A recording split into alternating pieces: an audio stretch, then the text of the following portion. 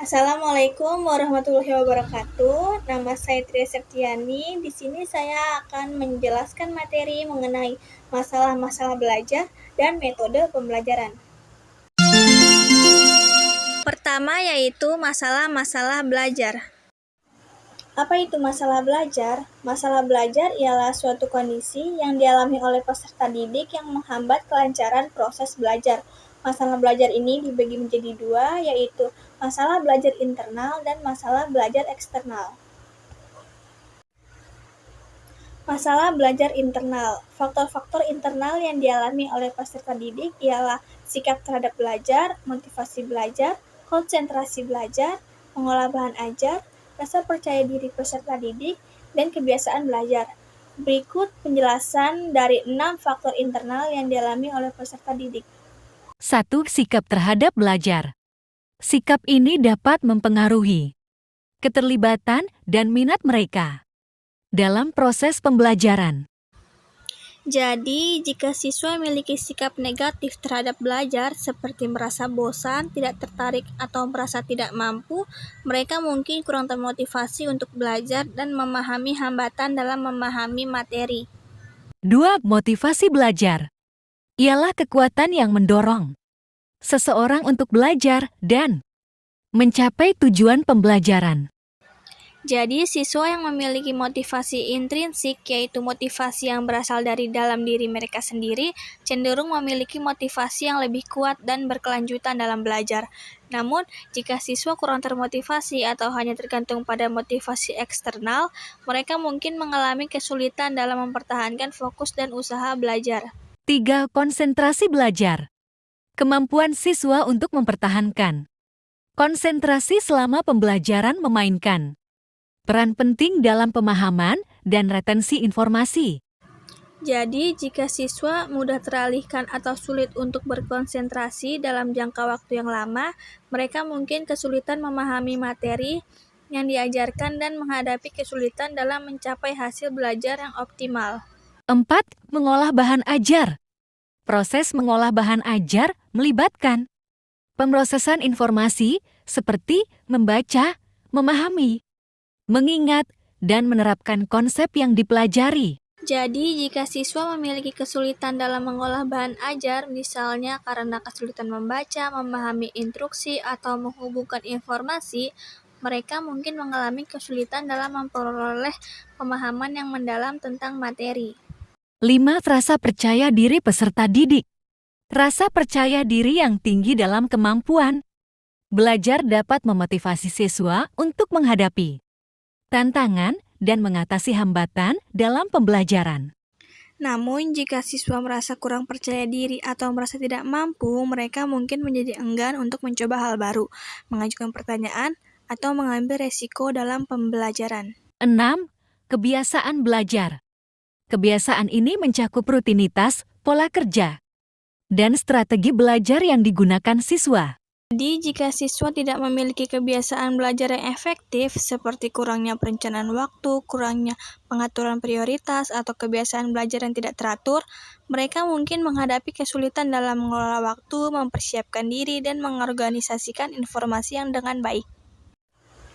Masalah belajar eksternal. Faktor eksternal yang mempengaruhi hasil belajar ialah 1. Guru sebagai pembina peserta didik belajar, 2. Prasarana dan sarana pembelajaran, 3. Kebijakan penilaian, 4. Lingkungan sosial peserta didik di sekolah, dan 5. Kurikulum sekolah. 1. Guru sebagai pembina peserta didik belajar. Peran guru sangat penting dalam membantu siswa belajar. Guru dapat memberikan bimbingan, instruksi, dan dukungan yang diperlukan untuk memfasilitasi proses belajar siswa. Gaya pengajaran, kejelasan penyampaian materi, kemampuan mengelola kelas, dan hubungan yang baik antara guru dan siswa dapat berpengaruh signifikan terhadap motivasi, minat, dan pemahaman siswa. 2. Prasarana dan sarana pembelajaran. Faktor ini mencakup fasilitas fisik dan sumber daya yang tersedia di lingkungan pembelajaran seperti gedung sekolah, ruang kelas, perpustakaan, laboratorium, teknologi, dan materi pembelajaran. Prasarana dan sarana pembelajaran yang memadai dan mendukung dapat menciptakan lingkungan yang kondusif bagi siswa untuk belajar dengan baik. 3. Kebijakan penilaian. Sistem penilaian dan evaluasi yang digunakan dalam konteks pembelajaran juga mempengaruhi proses belajar siswa. Metode penilaian yang adil, transparan, dan relevan dapat memotivasi siswa untuk berusaha lebih keras dan memperoleh umpan balik yang berguna. Sebaliknya, kebijakan penilaian yang tidak memadai atau terlalu fokus pada aspek kognitif belaka dapat mempengaruhi motivasi dan minat siswa dalam belajar. 4.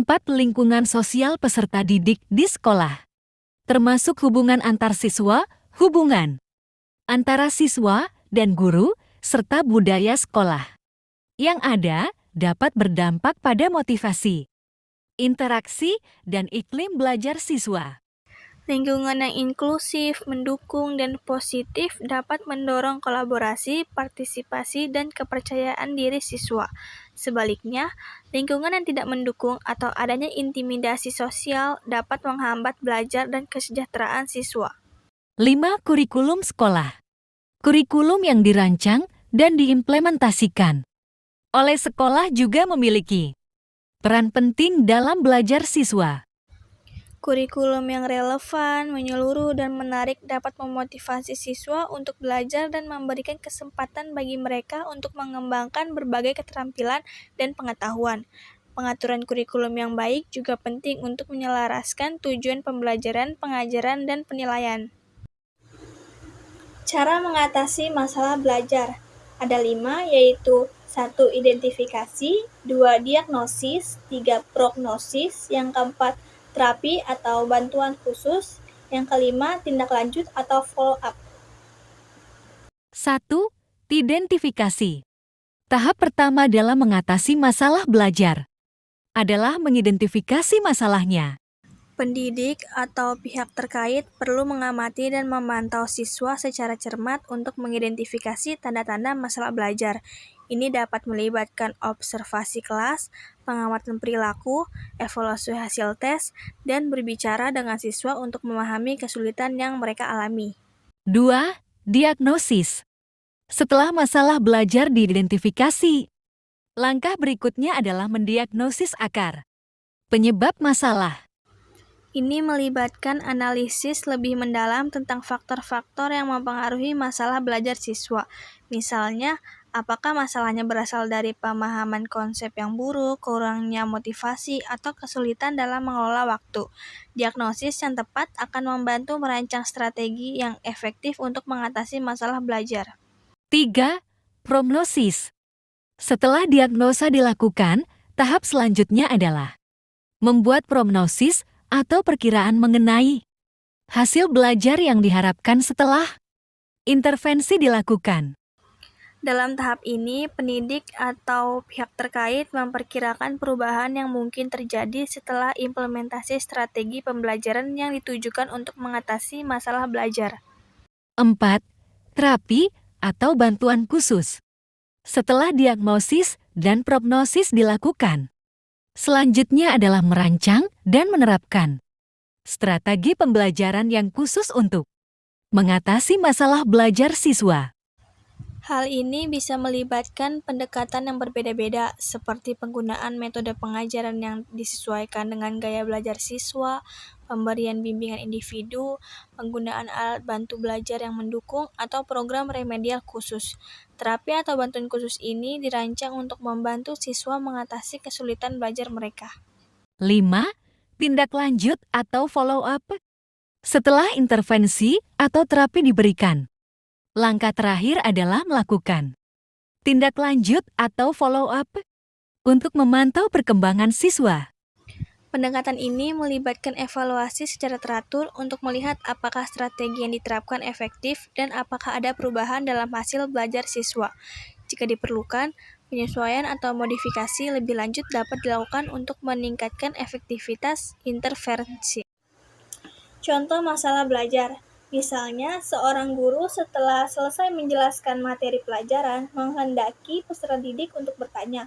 Akan tetapi, tidak ada satupun yang bertanya.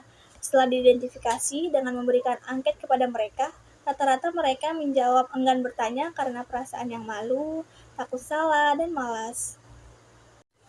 Berdasarkan jawaban-jawaban yang diperoleh dari peserta didik, solusinya yaitu yang pertama, berikan pernyataan penguat kepada mereka, yaitu dengan membakar semangat mereka, berikanlah kalimat-kalimat yang provokatif yang membuat mereka bersemangat dalam bertanya. Yang kedua, ialah kita beri poin bagi yang mau bertanya. Tidak menutup kemungkinan mereka juga tidak mau bertanya. Yang ketiga, ialah menggunakan permainan-permainan edukatif yang membuat mereka berani bertanya. Yang kedua yaitu metode pembelajaran. Apa itu metode pembelajaran? Metode pembelajaran ialah cara yang digunakan untuk mengimplementasikan rencana yang sudah disusun dalam bentuk kegiatan nyata dan praktis untuk mencapai tujuan pembelajaran. Macam-macam metode pembelajaran. 1. Pembelajaran kolaboratif. Metode ini melibatkan kerjasama antara siswa dalam kelompok untuk mencapai tujuan pembelajaran bersama. Siswa bekerja secara tim untuk memecahkan masalah, melakukan proyek, dan menjawab pertanyaan. Ini mendorong kolaborasi, komunikasi, dan pemecahan masalah bersama. Yang kedua, pembelajaran berbasis proyek. Dalam metode ini, siswa terlibat dalam proyek nyata yang relevan dengan topik yang dipelajari. Mereka belajar melalui pengalaman praktis dan penerapan konsep dalam situasi dunia nyata. Metode ini mendorong kreativitas, pemecahan masalah, dan pemikiran kritis. Yang ketiga, pembelajaran berbasis masalah. Metode ini menempatkan siswa dalam konteks di mana mereka harus mengidentifikasi dan memecahkan masalah yang relevan dengan topik yang dipelajari. Siswa berpartisipasi aktif dalam proses pemecahan masalah, mengembangkan dan keterampilan pemikiran kritis, dan memperdalam pemahaman mereka tentang materi. Yang keempat, pembelajaran berbasis pemecah masalah. Metode ini mengajarkan siswa melalui pemberian tugas-tugas atau situasi yang menantang yang membutuhkan pemecahan masalah. Siswa belajar melalui eksplorasi, eksperimen, dan mencoba-coba untuk menemukan solusi yang tepat. Ini mendorong kemandirian, kreativitas, dan pemikiran analitis. Yang kelima, pembelajaran berbasis diskusi. Metode ini melibatkan siswa dalam diskusi kelompok atau diskusi kelas untuk mendiskusikan konsep, pertanyaan, atau masalah tertentu. Ini mendorong siswa untuk berpikir kritis, berbagi gagasan, dan memperluas pemahaman mereka melalui interaksi dengan teman sekelas. Yang keenam, pembelajaran berbasis demonstrasi. Metode ini melibatkan pengajar dalam melakukan demonstrasi atau contoh langsung terhadap konsep atau keterampilan yang dipelajari. Demonstrasi dapat berupa percobaan, presentasi visual, dan tindakan langsung untuk menggambarkan proses atau prinsip tertentu. Yang ketujuh, pembelajaran berbasis simulasi. Metode ini menggunakan simulasi atau representasi yang mirip dengan situasi nyata untuk melibatkan siswa dalam pembelajaran. Simulasi dapat berupa permainan peran, simulasi komputer, atau simulasi fisik yang memungkinkan siswa untuk mengalami situasi tertentu dan mengambil keputusan atau tindakan yang sesuai dengan situasi tersebut. Terakhir, yang kedelapan ialah pembelajaran berbasis teknologi. Metode ini melibatkan penggunaan teknologi seperti komputer, internet, atau perangkat mobile sebagai alat pembelajaran. Teknologi dapat digunakan untuk memberikan materi pembelajaran, menyediakan aktivitas interaksi, atau mendukung kolaborasi dalam pembelajaran. Kesimpulannya, untuk mengatasi masalah-masalah belajar, penting untuk mengidentifikasi dan memahami faktor-faktor internal dan eksternal yang mempengaruhi proses belajar siswa. Selain itu, pemilihan metode pembelajaran yang tepat juga menjadi kunci dalam mencapai tujuan pembelajaran yang optimal. Sekian penjelasan materi saya mengenai masalah-masalah belajar dan metode pembelajaran. Semoga apa yang saya sampaikan dapat bermanfaat bagi semua. Terima kasih bagi yang sudah menonton. Wassalamualaikum warahmatullahi wabarakatuh.